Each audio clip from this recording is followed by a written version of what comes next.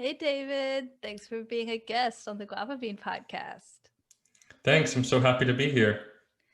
So, I really want to talk to you about all of your travels and your business and stuff. But I just want to start with you've traveled to 58 different countries. You're living permanently abroad. What made you want to even do that, to like leave your home country and just travel the world? Yeah, I think looking back now, it's easy to say my whole goal was to travel the world, but I think it came in pieces. And it started for me back when I was 12 years old. I started studying Japanese. And I just developed this really intense interest and passion for Japan and for Japanese culture and wanting to try to live there in the future.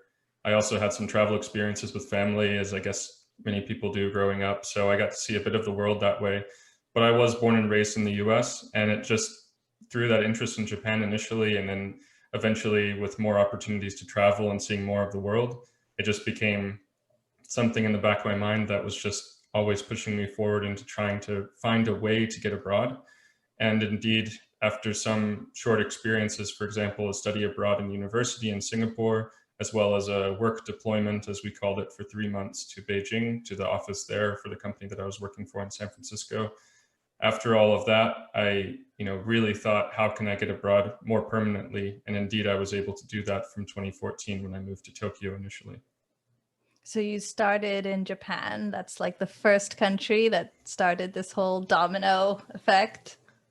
Yeah, I would say so. That was always my goal. As I mentioned, studying Japanese from 12 years old, I wanted to find some way to get there.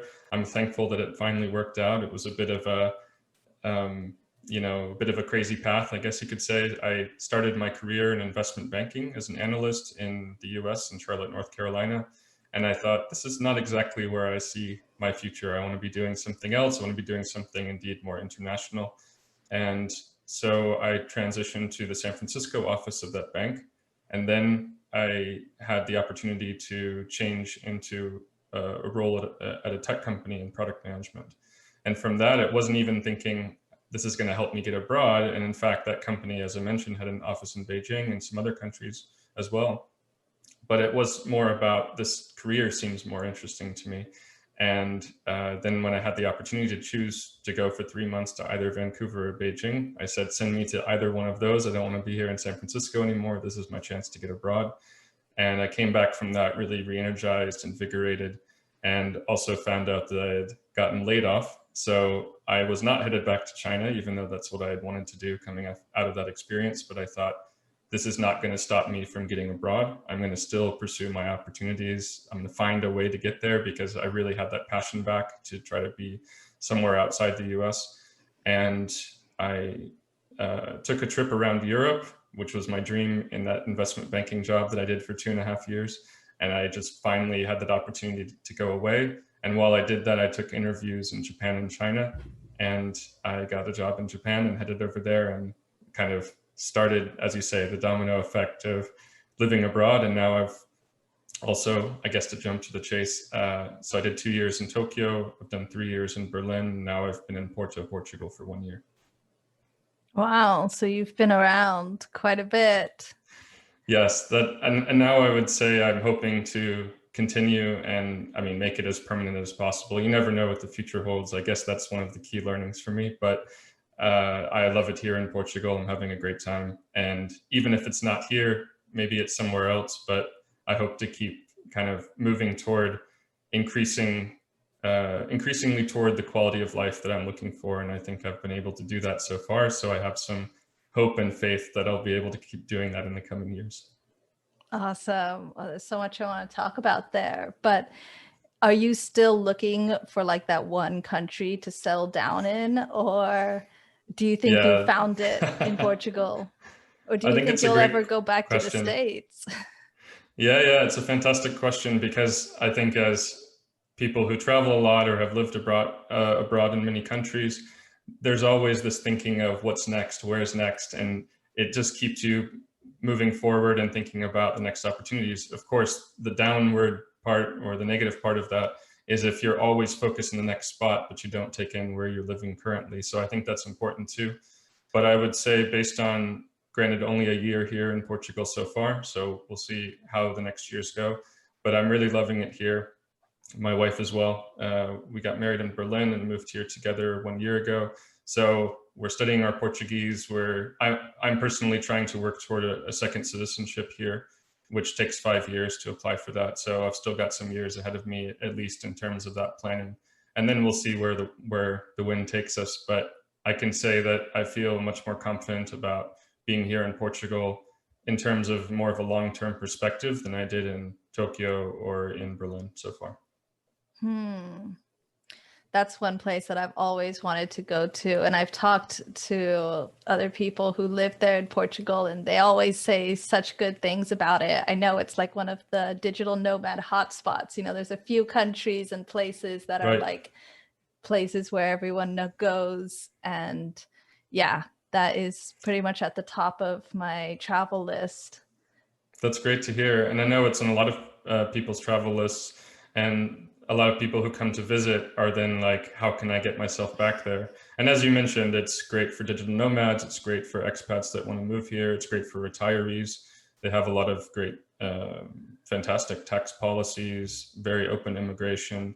And they, I mean, it depends on, I guess, your perspective on what good immigration and tax policy is, but it's certainly helpful to people like you and me and others listening to the podcast that are interested in these opportunities. So I'm glad to be able to be here, not just in terms of the quality of life, but to take advantage of those opportunities and to help other people to do the same. Yeah, I want to talk about that more in a second, but I want to go back to the beginning or your early years when you said you learned Japanese when you were 12 years old. Right. What made you want to learn? Because you weren't living in Japan. That must have I was been not. completely just like out of the blue. And I've actually learned a bit of Japanese in college. It's such a cool language to learn, like the grammar and structure of it all. That Yeah. country is just so cool, the culture of it and everything, and the way you see culture in language. Like I feel like in order to really understand a country, you have to learn their language a little bit, and you learn Yeah, so much about the Japanese culture in their language. definitely. I completely agree with you. I mean, the most obvious example being all the different sort of language-based hierarchies that you have to use, whether you're being more humble and using that language or being more formal or just more casual. And you have to learn all of that. And I think even after many years of studying Japanese before moving to Japan, what I did outside of trying to improve my fluency in terms of the fluency exams was also to have specific lessons with a tutor on how to be speaking more formal business Japanese, because it's totally different from what you learn in your typical textbook, from what you speak with your friends. So even after getting to Japan, I saw that there was a need for me to continue to, of course, improve my skills. Yeah. But it must have been, was it hard for you to learn? Like, who did you practice with? Yeah, it was difficult. So I started as we were saying at 12 years old, and it was with a book and cassette tape set. So that's where it all began. There was nothing special. There was no Duolingo. There was no I don't know, Rosetta Stone or anything. It was just this little book and cassette tape set that I did for 30 minutes a day every day after I kind of put my mind to it. And I did it for like 6 or 9 months through the whole course twice. And then I started taking classes after school. So that then we moved so first it was in Alabama. So there was really nobody to practice with. And then I moved with my family in 8th grade, starting in 8th grade, to Los Angeles area, let's say. And there I was able to find a Japanese school where I could take lessons after class 2 days a week. And then I did things like an immersion program, summer camp through Concordia colleges. I did speech contests. Then I started working with a tutor because I was kind of outpacing the classes with the sort of, let's say, less studious students. I mean, as you can see, I was very passionate about it. And that led to my first trip to Japan when I was 17 for 1 month, doing language study, homestay, traveling around, seeing a lot of the sites. And then coming back from that, it was like, okay, I need to make this part of my university experience as well. So when I went to university, I studied international business, which then I changed to finance to have a more specific specialization, but also Japanese. So I did a double major in university. Nice. And what was it like when you actually went there and stayed? How long did you stay for? So that the 17-year-old trip was 1 month, and then I did another 1 month trip when I was 19 with a friend in university, just the two of us. And both times it was mind-blowing, incredible, everything that I had dreamed of. And I came back from those trips sad to have to leave and come back to the US, but also very energized, very pumped up to continue studying Japanese and trying to figure out a way to get there. So they were great trips for me because it just every time it would cement that desire in my mind, it would just bring it back and in full force. And then I just had to reckon with it and challenge it and try to figure out how to make it happen once I came back. Yeah. Yeah, that was the second question I was going to ask. Like, did it live up to your dreams? Because I imagine when you started learning at 12 years old, you must have already been picturing what it must be like to live in Japan and to be in that country. How was it? Yeah. Like, did it completely blow out your expectations, or did you have like I a rough time with it? No, I'd say it completely blew my expectations, or met if not exceeded my expectations completely. And in a way, being starting at 12 years old, based on kind of interest in Japanese culture, the animation, the games, all the stuff that was really popular and interesting at that time. Um, you don't really know what to expect from Japan. I mean, you have an image maybe, and you've heard some things. You look up some pictures on the internet, on Google, whatever, and so you have an idea, and you read this story and that story, and it's like, that sounds pretty weird or pretty interesting, pretty fun, and you finally get to see it. And at least for me, already with that background, already speaking Japanese pretty well, I could only be there as a tourist. I couldn't get a whole lot more of an experience than that. But even a homestay for a couple of days in the countryside and things like this, just incredible experiences. And I still look back on those memories and those photos with a lot of just good emotion, good memories. That's great. Yeah, Japanese people are amazing. They're a special culture, a special kind of people, and they must have loved you for speaking their language.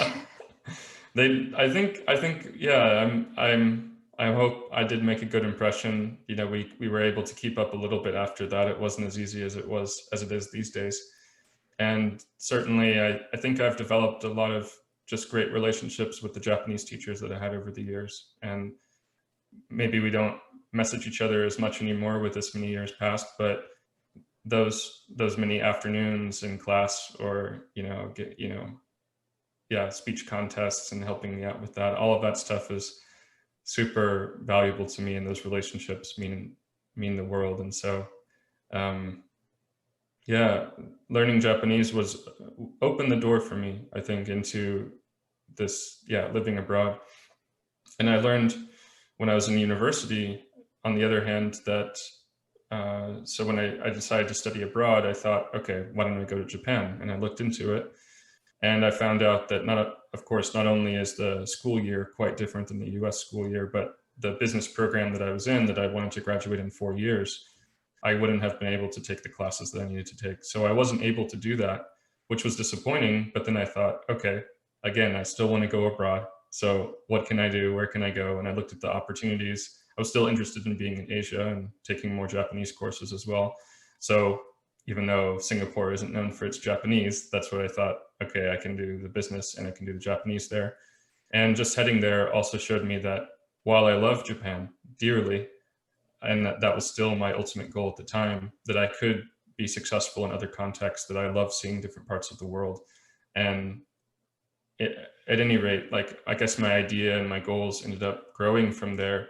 But Japan and starting to study Japanese when I was 12 years old was really the seed that was planted to bring me to where I am today. That's such a cool story. Not a lot of people know what they want to do when they're 12 years old.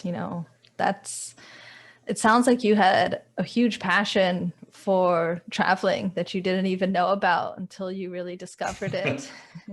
Yeah, I think you're right. And maybe something else that's worth mentioning is that I did move around a lot as a kid. Not every year or anything like that, but I was born in Northern California. Then my sister was born a few years, 3 years later in Illinois, and then back to California, then Alabama for 7 years, then LA, which is a totally different part of California.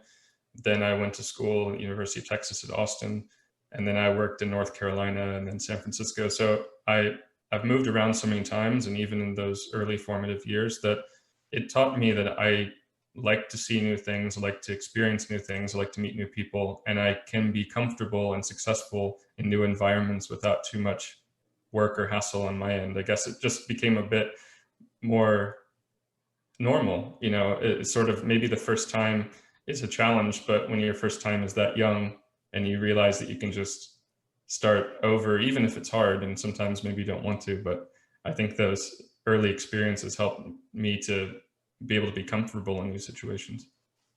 Yeah, that's definitely true.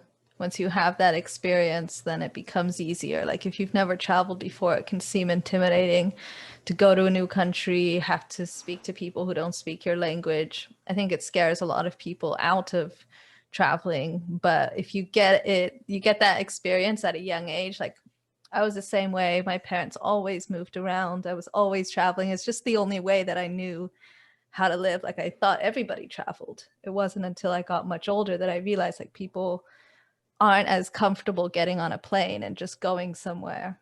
But it's great to Right. have that experience at a young age so you're not so afraid of it later. Yeah, and I view it as my area, my comfort zone has changed from being one town or one state and certainly one country to being pretty comfortable around the world. Of course, there's places that are going to be more challenging and places you really have to watch out, or maybe it's not a good time to go. But yeah, as you mentioned, having gone to 58 countries, I'm always thinking about where's the next spot. And I also have changed that even a little bit to think 58 is pretty good. Of course, I want to move toward 100, but in another way, even if you just visit a place for a weekend or a week, you only get to see such a small portion of it. And doesn't mean I have to live in all of these countries to get the full experience or to get a good sense of it. But now going back and trying to go to different cities, which can give you a totally different impression of the country or just broaden your view of what it's like to be there. So um, yeah, the world's out there, and I'm ready to keep keep it going and see what I can do. Although I think it would be good for me to stay put, at least sort of in terms of my permanent residence here in Portugal for a little while, because moving is very stressful. Yeah, I was going to say it must be difficult to travel anywhere. Like, have you done any traveling this year before?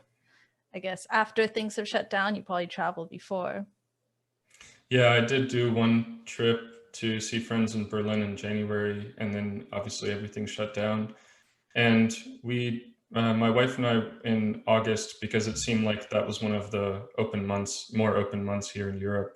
So we went to a few cities in Spain, and it was a situation where, of course, we were as careful as we could be, just the two of us. And I was impressed in Spain by how everybody was wearing a mask everywhere. I mean, it's instituted, it's law there, I believe, and so in many respects, it felt more safe than in Portugal. But of course, they experienced much harder effects at the beginning of the crisis, and like still you have to watch out. But going into any store, you had to put on the sanitizer on your hands. You had to wear a mask everywhere.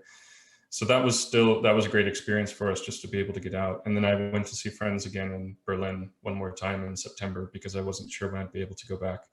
So that's all the travel that we've done so far outside of here within Portugal, just going to some nearby cities. And we're hoping to, or let's say planning in 2 weeks, to go to Madeira, which is Portuguese territory. It's an island, but it's closer to kind of off the African coast, I would say. So quite a bit south.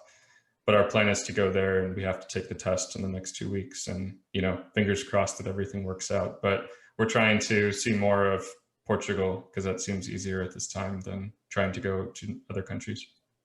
Yeah, that makes sense. When you can't travel abroad, then you can always travel domestically and try to find new cities and new places you've never seen before. I'm doing that here too. Also, I live in Thailand.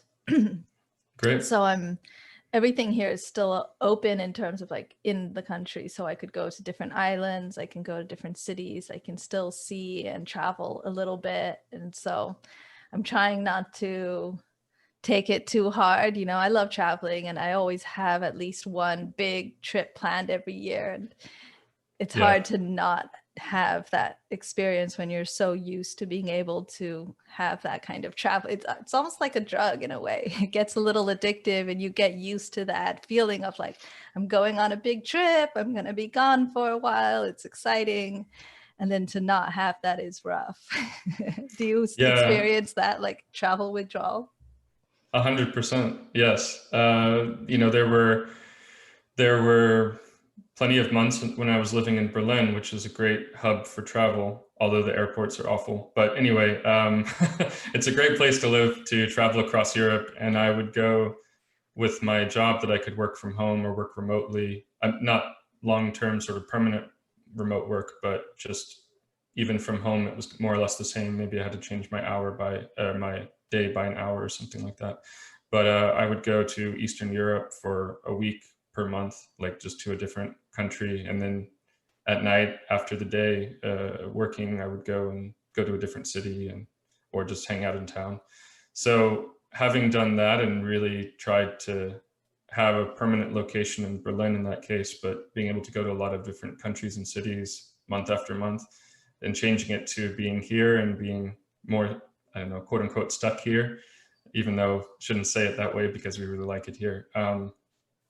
It has been a big change. There was a ton of, I'm a big festival. I mean, I love music, so I go to a lot of concerts and festivals, and that was what we were and my friends were planning back in Berlin, like which concerts, which festivals we were going to try to go to and meet up at, and that whole plan has obviously changed. So it's been a challenge. I mean, that's a huge part of my life, that and in a way a stress reliever that I haven't been able to take advantage of, both of those. So concerts and travel, those are my two big hobbies or passions. And as a result, it's been a hard year, but also I'm fortunate and thankful that we were able to make the move at all, let alone like last November. So as a result, we were able to be in a new country where we had tons of stuff to explore. And from that perspective, just being in a new city in Porto, actually just outside of Porto, let alone going to other nearby cities or seeing, like I mentioned, like islands that are Portuguese territories, that's been a real blessing as well. So I'm thankful to have had the time to and the interest to and not sort of already have seen too much of the country, to have the opportunity to travel more this year. But hopefully, yeah, fingers crossed, it'll be a bit better next year. Yeah, I'm in the same boat. And I think that's the right attitude to have, just to be thankful for all the things that we do have. It's really not anything to complain about when you consider how bad things could be. Giving up travel for a year is a small sacrifice. And there's all these other benefits, like hidden benefits, like you mentioned, learning to see the country that you're in more. But let me talk about how you managed to have this lifestyle, because there's, Hmm. everybody loves the idea of being able to travel and just live on the road and be independent. But how did you make it actually happen? Yeah, in sort of talking to a lot of people in the industry, or digital nomads and people who want to be abroad, I've noticed that my story is a bit unique, and the main reason for that is that every time I've moved, I have gotten a brand new job. So I found a job in the country that I want to move to. So I've done it employed, and most recently now I'm going to self-employed. So that's been a good recent change for me. But in terms of making each of those moves, I found a job in Japan, and then I found a job in Germany, had a couple jobs while I was in Germany, and then I found the job here in Portugal. So it has been through work visas, it's been through employer support, and I've been able to also do the jobs that helped push my career forward. So as I mentioned, I was first in banking, but then I moved into product management. And after that job in San Francisco, I was able to leverage that experience to go to Japan, to go to Germany, to go to Portugal, and continue to develop my product management expertise. So yeah, it's a bit of a different story, I think, than a lot of the ones that are out there. But I'm really happy that I've been able to do jobs that help me progress in my career and bring me new experiences, connect me with a great local network of people, of coworkers and their friends, and has opened the door for me to move to a lot of different countries with more simplistic visa options for staying there longer term. Mm. That is definitely one way to do it, and that's clever to like find a job in each country. Does that mean that you work in an office then, or do you still work online? So now I'm working at home completely online. And of course, in the last months, it's been a situation where even working for my employer here in Portugal, we hadn't been back to the office since March. But in general, it depended on the company. So a lot of companies still want, I mean, speaking in the before times, before Corona, still wanted you to come in and be present most, if not every day. And then there were other jobs like the last one I had in Berlin for a year and a half, where after the first few months and getting everything set up and comfortable, then it was more and more work from home and or just more flexible. So if you needed to come in, come in. But it was a 40-minute 45-minute commute and by train, and that got a little old after a while. And if I didn't have to go in, most people, when it became more remote friendly workplace, like more sort of officially, then the office was pretty empty, so there was not a whole lot of reason to go in. So I really prefer that type of, I prefer working from home or working from co-working space, working from a cafe, to being in the office. And I can definitely appreciate that in my current situation. And I feel more confident in that. I think for a while, I still felt like I needed to be in the office. It's kind of a FaceTime thing, or just maybe coming from that American mentality. And also, having worked in finance where FaceTime is so important. And I think it just got ingrained in me in my first few years. And this has been a long and still ongoing process to deprogram myself to, I can take breaks, I can go and work from this place or that place. And that's been a fun learning for me and a good experience. Good. Yeah, you're right. FaceTime is so important, but you can still have it online. It's just different. You have to do videos like this. You have to be in Slack all the time. It is a huge adjustment, but there's a lot of advantages to it. Like I'm sure you're experiencing now, it's pretty comfortable to be able to work from home or to work in a cafe. Yeah, to remove the commute, to remove the feeling of the boss looking over your shoulder, even though that still kind of can exist in a digital context with Slack and email being omnipresent. So you still have to be careful. But I think just, I still get dressed, I still like shower, I still try to be presentable and participate as much as I can in the meetings and set them up when I need to. But and it's a different style of working, but I think it's much better. It's much more comfortable for me. Of course, different people have different feelings on it. I Mhm. had coworkers that were very, I guess I could say uncomfortable. They just didn't really like always working from home. They wanted to have the team around them. And I suppose at the end of the day, when it push comes to shove, I've never been that kind of person, even though I thought I was, but it was more out of a feeling of necessity than an honest feeling of what I wanted. So I'm glad to move more toward something that feels more comfortable to me. That's great. Yeah, everybody has to find what they like. Working online is definitely not for everyone. Some people need that connection and seeing people every day and having people around them. And some people, like me, are perfectly fine to be inside for days and not see anybody. I think people like you or that type of person will become more and more common, or it just, in terms of just that comfort around, being working for yourself, being on your own, doing your thing. Of course, when you want it, as long as you have that option, I think, that's a great route. And if it fits for you, different strokes for different folks. So whatever works for people is the way that I look at it. But you need to find the work environment that it supports you in that. So if you do want to be working remotely, then hopefully try to find a remote job, do your own thing, or of course, work for an employer that's remote friendly. Yeah, exactly. And there's a lot of employers nowadays who are starting to become remote friendly. Like if they weren't before, COVID has taught them like you have to have a backup plan. You cannot afford to only do the old traditional style of working. I think this year has really Yeah. changed the way that people work and the way that people think about what you can do as work and how you can work. That's a very interesting thing. Like I'm seeing people that I never thought would work online being forced to work online now. And a part of me loves it. I'm like, welcome to my world. Right.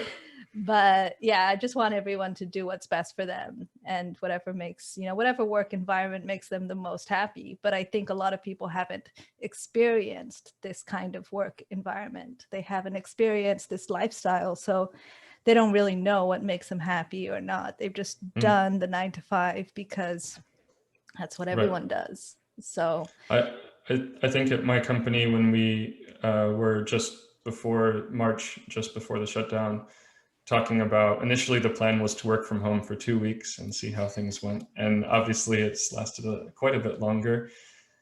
But when those first conversations were happening, there was some hesitancy, some kind of yeah, I don't know, some worry, some concern on behalf of a lot of the team members. How's this going to go? And I had done it before, like I mentioned in my job in Berlin. So I explained we should set up a meeting for this. We need to do this. Let's have a consistent schedule so everyone's checking in, especially working with the dev team and the team leads. And it took a couple of weeks, but then everyone just got into got into their rhythm. And then the question sort of became, okay, if we can go back, should we go back? Or how should we do this? Should it be 50-50, or should we go back to the way it was, which was pretty much be in the office every day? And I think the opinion was really different across the team. There were people that wanted each of those options. And so probably I would imagine, though I'm not currently working there, that they'll probably go to a 50-50 type situation. But if people want to be there every day, great. But it seemed like a work environment that still wanted to at least have you there 1, 2, 3 days a week. And I think that's better than 5 days a week, but it's not in line with my 0 to 1 day a week preference. So, but it's also hard to be. I was, I think, able to be successful as a product manager remotely in these roles where I was able to do that. But I think it is a little bit difficult, and as of yet, for some companies to get their head around a full dev team and a product manager all being working remotely, because it's like, aren't you supposed to be working with the developers? And I still think that you can set up the right processes to make it work, and that's what we proved over the last months. But I don't know, maybe I haven't looked too closely into it because I'm not trying to, as of yet, be a remote product manager in terms of finding that remote job. But my concern was always that it's quite easy maybe to sell the idea of a remote developer, remote designer, remote SEO, content writer, but product manager, I mean, I'm not saying that there's zero opportunities by any means, but it just always seems to have this thing of like, you need to be there with the dev team. And there's something about being in that management role that as of yet still feels a little bit stuck in the physical world. But I hope that I'm wrong, and I hope that things continue to evolve to be more remote friendly. Yeah, no, I don't think you're wrong. I think you're right about that. I worked as a project manager for a little while when I was first starting out as a freelancer, and I saw a lot of those concerns. People are just used to the daily communication, and they're just worried about the loss of efficiency. They're worried that you're not going to be as fast, things are going to take longer to get done, the team is not going to be as united. And these are valid Right. concerns. If you've never worked online before, if you've never seen a project manager who works online, I think, people have Yeah. to adjust to the new concept, and they also have to see it work. Once they see it Right. work, once they know that it's possible, then they're not worried anymore. But change is always a little bit uncomfortable. at first. Yeah, and I think part of it is, of course, what you hire for. And if you feel that you need to be looking over whichever junior person's shoulder to get them to do work, Mm. then maybe I think you need to hire a little bit differently for remote positions, fully remote positions, because if you have any concern whatsoever that you need to be there to get them to get the job done and not go shopping or go have a 3-hour lunch break, then that's probably not going to be very comfortable and may not work out in the end. But I think hiring for people where you have some confidence that they're driven in the way that they need to be to get the work done and do a good job, regardless of the circumstances, I think that would be a better route. Yeah, absolutely. Having that trust in people when you work online with them is so important. It's like the number one currency that all freelancers have, because when somebody isn't able to see your work, they really have to trust that you're going to do it and do it right and be on time and all of that kind of stuff.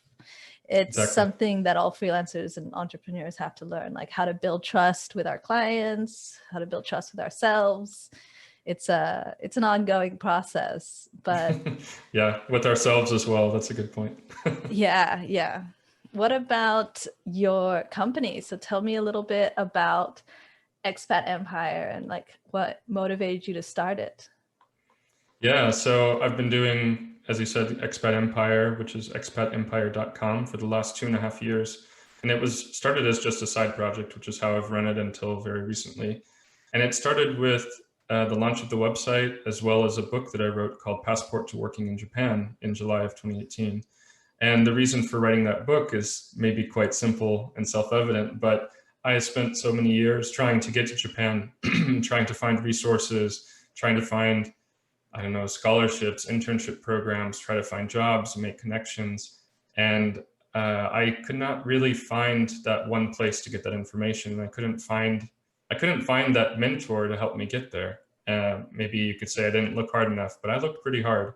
And I thought, let me just take all of that knowledge that I've accumulated over the last years, and I finally made it to Japan and had that experience. Let me put that into a book and see how I can help other people to be successful. So that's where it all started back in July of 2018. And since then, I've added the Expat Empire podcast, blog posts as well about my experience and trying to ultimately inspire people to live abroad and to give them the tools and show them how that they can do it themselves as well. Also started the Expat Empire Porto meetup. So all of that stuff going on the content side, but what's I'm really focused on now is the personalized, individualized consulting services to help people get abroad. So taking my experience over the last years, living across multiple countries, continents, the network that I've built, as well as just there's so much information out there, but at the same time, it's very hard to apply it to your personal situation. So I try to bring that to bear in all the services that I'm offering. And I try to be as personalized and unique in my approach to each individual client and their specific needs as possible, because I think a lot of things out there kind of go for a one size fits all when actually there's so many other factors to keep in mind. So that's what I've been focused on. And now I'm doing Indeed full time since October. And I'm super happy to be moving into that situation where I'm indeed able to be even more location independent, despite being out here, let's say, setting up roots here in Portugal as well. And yeah, running this business. So if anyone's interested, please check it out at expatempire.com. You can actually sign up for a free 30-minute consulting call to talk through your plans for going abroad, whether that's for a short-term thing, whether that's to be a digital nomad or to actually move abroad permanently. And then we can talk through your situation, your needs, your preferences, and how Expat Empire can help you to achieve them. That's awesome. It must be so rewarding helping people travel, especially to these countries that you have such a relationship with. It must feel extremely rewarding to pass on that knowledge and to help other people like start this dream of traveling too. Absolutely. I think for me, it's opened my mind and my, I don't know, possibilities, as I said, my comfort zone so much over the last years that it's really exciting for me to see other people with that same passion, that same drive and energy, and try to help them as best as I can in whatever way that I can to be able to get abroad. So that can be things like sharing my best practices after doing this so many times, creating a timeline planning sheet. They go through a checklist of everything they have to do before, during, and after the move to get set up in a new country, looking at visa options for them, citizenship options, and things like that. And also even figuring out what country would make sense for them to go to. So those are just a handful of the services that we're offering. But I think it's extremely rewarding, and all of the people I've spoken to, all the clients that I've worked with so far, it's just wonderful to see their plans coming together, the excitement. And of course, we'll see how the next year goes, but I think it's a great time for people to get started in terms of their planning and figuring out what they want to do in this more remote friendly environment that we found ourselves in a situation where I think there's going to be there is a ton of pent up demand for travel, like we talked about, and for just, hey, maybe this is a good time to make a life change, and people reevaluating their careers and things like that. So it's a perfect time to figure out what's next, start planning, and be able to make the move as soon as the opportunity presents itself, let's say. Yeah, that's a good point. Like, this is the perfect time to plan and to think about what you want to do with your future. Like, there's never been a better time. Things are all up in the air, everything's uncertain. Like, you might as well go for it. You might as well try something new, because you never know. Like, nobody expected that this would happen, like COVID would happen. So anything can happen. Life is very, very short. You have to Yeah. take those opportunities when they come. And I think it's such a great service Thank to you. do. Yeah. Yeah, I'm really excited about it. It's been great to see the feedback so far. And I think indeed just taking this chance, not only to look at your current situation, if you're in a fortunate position to still have a role in this economy, but even to recognize that there's so many chances to be laid off or fired or this, that, or the other that are out of your control. And to take that into your own hands, whether that's starting your own business or looking at international opportunities because maybe that's closer to your heart, whatever it is, I think it is a great time to take a step back. And even if you've had a step back in your career, to look at that as, how can I turn that into an opportunity? And I've had to do that with the opportunity to go back to China, as I mentioned, which ended up me going to Japan, which was my big dream in the end anyway. So you never know how you can turn these things around. And I think it's a good time for people to take stock and just reassess. Yeah. Absolutely. I the decision my decision to become a freelancer kind of came out of seeing the instability in a regular job. I had Mm-hmm. a couple different jobs, but I got fired from one of them, and it really shook me up, and it made me realize, like, whoa, there's so much uncertainty when you give one person so much control over your income. Like, when they Yes. are gone, or when they take that away from you, you're helpless, or at least it feels like Right. that. And so ironically, I became a freelancer to get more security. It's not one Right. of the reasons most people do it, but I saw that being independent and being able to control my own career and my jobs was the safest possible option, even if it was difficult at the time. I'm so glad I did it. And especially this year, like, I'm so thankful that I'm able to work from home, and I'm used to it now, and it's comfortable, and it's a great place to be. And I'm excited to see more people get into this lifestyle. 100%. I recently posted on my blog, davidmcneill.co, if anyone's interested in checking it out. But I posted kind of just the honest truth of my situation with the world, with finally being public about it, with the fact that since I moved into product management, I've been laid off 3 times, and I've quit 3 companies out of just frustration and not appreciating where the company was going. So I don't have like sort of a great track record in terms of my career in that sort of traditional idea of just moving up the ladder and getting to that next promotion. And it's been frustrating to go through that, don't get me wrong. But on the other hand, I think it's taught me a lot as well. So that's what I kind of share in the blog post. But I think one of the key takeaways is that indeed, I always thought that going for the big company, or let's say a company, because a lot of those were tech startups that were of different sizes and could be quite small. I always thought that working for somebody else was the safe option. And I thought entrepreneurship was the scary, unstable option. And I think my opinion on that has slowly shifted over the years in the way that you described. And now I feel like a lot more is under my control. And, there's a lot of risk, or I mean, there's still risk there, but there's also some um, anxiety or whatever that comes with that too. But then it depends how you adjust to it, how you adapt to it. So I would definitely suggest any listeners that are thinking about taking the leap to, yeah, give it a shot if it makes sense, or start a side project, because then you're making the best use of getting paid by somebody else, and you never know what's around the corner. It could be your head on the platter. So better to have something to adjust, to move to in the time that you need it, I think, as well, and as well as just building your skill set. Yeah, absolutely. I would never recommend someone to quit their job and just be a freelancer like I did. Like that, I put a lot of pressure. I mean, I was also strategic about it. I saved up enough for 6 months, so I had a little bit of time to make it work. But I also put a lot of pressure on myself to, to make it work. And that's a hard way to get into anything.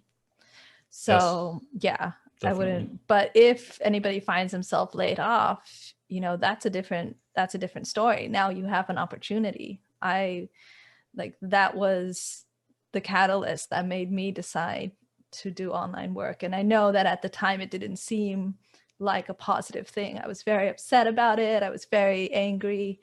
But looking back, it was 100% the best thing that could have happened to me, because I wouldn't still be there now, but it would have taken me much longer to realize the truth of the situation and to get out and to get myself set up as a freelancer. So I think there's so many blessings in disguise that can be found if you really want, if you want that lifestyle, if you want that freedom, if you have a passion for traveling or whatever. I think people have a way of just making it happen.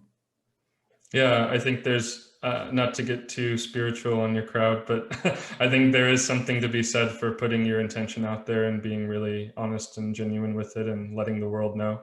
And I've learned that many times in my life, I've seen it happen where when I do that, when I really set my mind to something, there's a way that the magical door opens, and you never know where that is, and you have to put in the effort. There's no doubt about that. You're not sure when that opportunity will come knocking, but time and time again, I mean, as I've been able to move from country to country, as I've been able to stay abroad, it's just become more clear to me that this is a key part. So I think putting that out there, taking any opportunity that can help you get closer to that goal, I think is a great thing that people can do.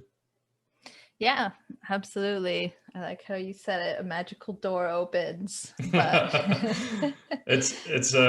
I'm sure many people have said it before, but it's this idea that if you are trying to open the door and it doesn't open, then you probably shouldn't keep pushing. And you'll be amazed when the door just opens, when, an opportunity comes out of the blue, and all of a sudden, you're facing, okay, I guess I'm headed to, in my case, it was Germany in 2 weeks time. So you never know when that's going to come, and I think just part of it is being prepared, and also just putting that energy and um, putting that intention out there. For lack of a better term, just being very, very real with it and sticking to it until finding one way to make it happen, which could be starting your own business, could be finding that job, or finding that lateral opportunity in another office, or whatever works in your situation. yeah, I know what you mean. In our guava bean community, we have a rule called good vibes only, and everybody in the community has to abide by that rule. And I'm very strict. I don't have a lot of other rules, but like this one rule I'm extremely strict on, where I push it into people until they remember that, good vibes are essential if you want to do anything good. Like if you can't be a good freelancer or a good entrepreneur and be putting out that negative energy and worrying about all of this nonsense. It has to come from a positive place. It has to come from a happy place or a secure place or a confident place.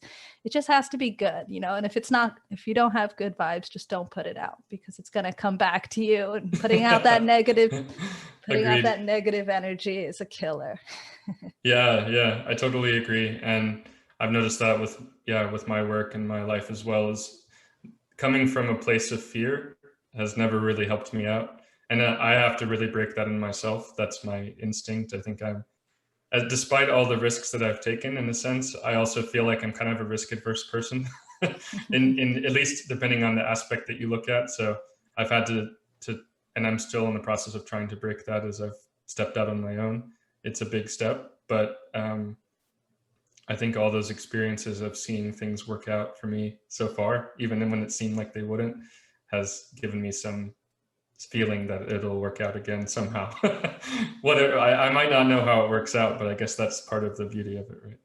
Yes, that's exactly right. That's the right attitude to have too. Like, you don't know how it's going to work out, but you just have to trust somehow that it's gonna. If you're gonna be the kind of person that takes risks, you got to be comfortable with that feeling of falling and not being sure if you'll land safely.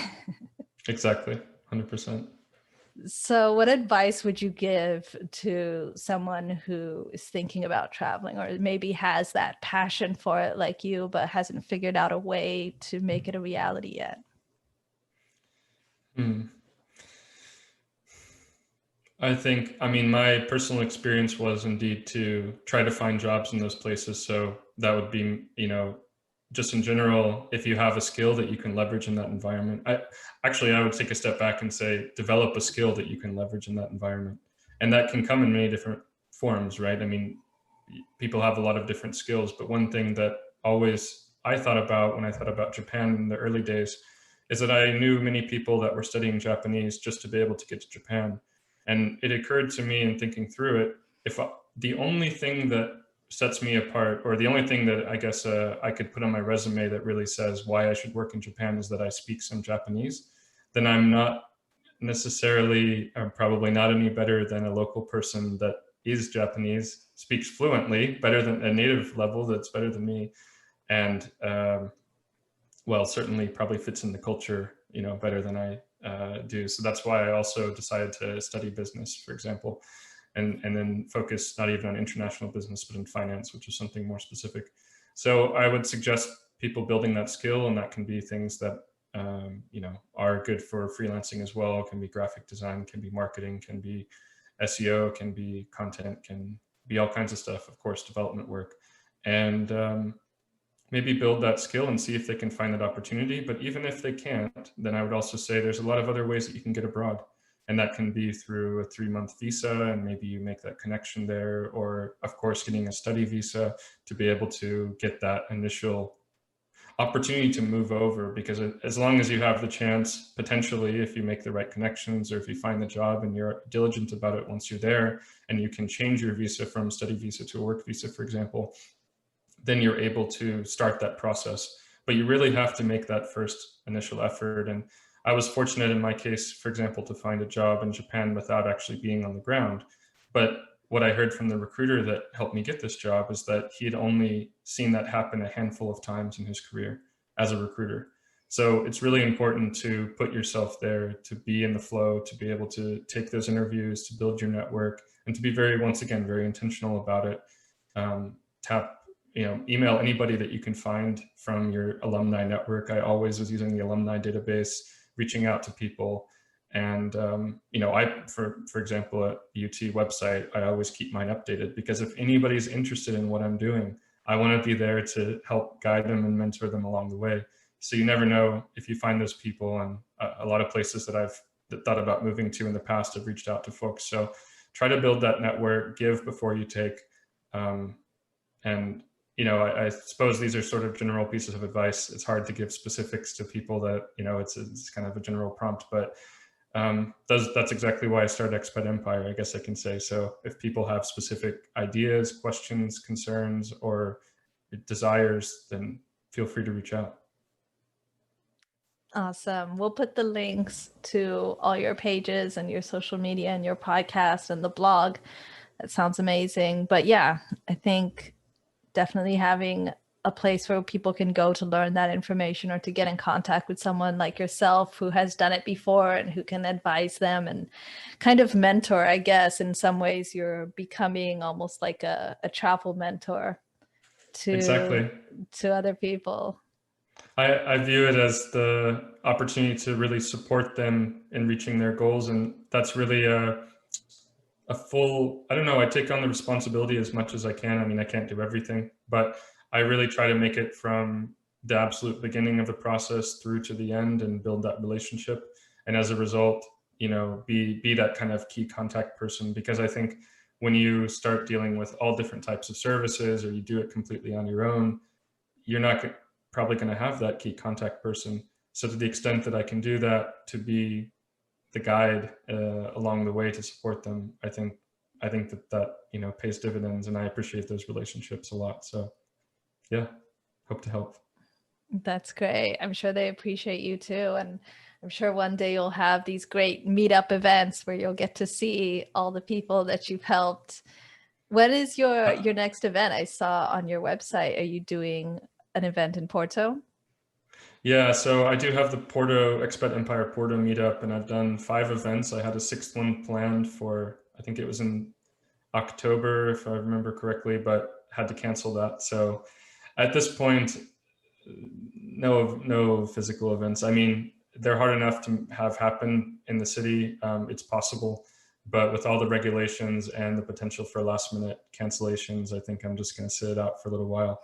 But I'm investigating options for online opportunities for interactions as well. Nothing to announce yet, but we'll see what happens there. And I'm hopeful that in the next few months we'll have a chance to gather together as friends again. But I also just thought it's not as much fun when it's so regulated. And the fun part was just having people to mingle and mix, and everyone just standing around in a big circle, and or a couple smaller circles, and just not really being able to do that right now. Took a little of the energy out of the wind out of my sails on this one. But yeah, let's see how it goes. I'm still optimistic for 2021.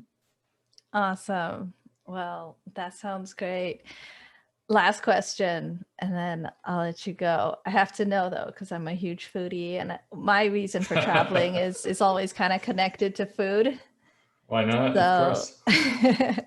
of all the countries you've been to, which one has the best food? That is a hard question, but I think the one I'm going to have to go with, and probably has some impact on what I continue to eat on a regular basis, is Japanese food. And maybe that's Ooh. the obvious answer, but I mean, I've had incredible food in Italy. I mean, yeah, Thailand. I love Thai food. Vietnamese food is incredible. So, I mean, I've had some amazing dishes, but I keep always going back to Japanese food. I'm a huge Japanese curry fan, so I have that probably once a week. I mean, my wife is Japanese, so it helps too. We met in Berlin, but yeah, she's a great cook, and she's done like baking programs, baking traineeship in Germany. So she has great cooking and baking skills, and I very much appreciate it and tend to go back to the Japanese curry quite frequently. It is really good. Japanese food is amazing. Their attention to detail on everything, like it just really shines through with their food, the love and attention they put into everything. It's an experience for sure, and I always appreciate that about them. Yeah, and I love that there is a big impression of Japan being an expensive place, and yes, in some ways it is. And certainly as a traveler or as a tourist, where you have to pay for a hotel or hostel, whatever, night after night, can get expensive. But the food itself, of course, if you're going to a 3 Michelin star restaurant, that's going to be expensive anywhere. But if you're going just the thing is, if you're in a place like Tokyo, probably all of Japan, but I can speak to Tokyo specifically, if you're just walking down the street, the restaurant will not still be operating and open unless it's good, and because of that, you can pretty much be sure if you find a ramen place, it's at least going to be pretty awesome, if not amazing. And also, I mean, the conveyor belt sushi, or just a normal sushi place, or gyudon, there's the curry, there's all kinds of amazing dishes. So anyone who's like, oh, I have to figure out where to go, I mean, yeah, there are some maybe better known spots on TripAdvisor, on Instagram, or this or that, but really just, it's 800 yen. It's like $7 or something for an incredible bowl of ramen pretty much anywhere you go. So don't worry yourself too much with having to find the perfect Japanese place. I think you'll just take it in and enjoy the local atmosphere and these small restaurants on the street as well. Yeah, that's good advice. I mean, the standards there are so high. They're such perfectionists that even the worst restaurants are going to be pretty good still. Yeah, I think the Japanese palate is it will they will let the restaurant know if it's not good by not going there, because there's another great option next door. So I think it kind of works itself out to be all amazing. Yeah, it's true. It's true. The brutal honesty that they have. Awesome. Yes, that's one thing for sure. Well, thank you so much for making the time for this. Like, it's been amazing to chat with a fellow traveler, someone who clearly has so much passion for traveling and seeing the world. It's been amazing to connect. And I know that all our listeners are going to love listening to this and checking out Expat Empire. Awesome. Thank you so much. It's been a pleasure and great to connect on a fellow foodie and traveler as well.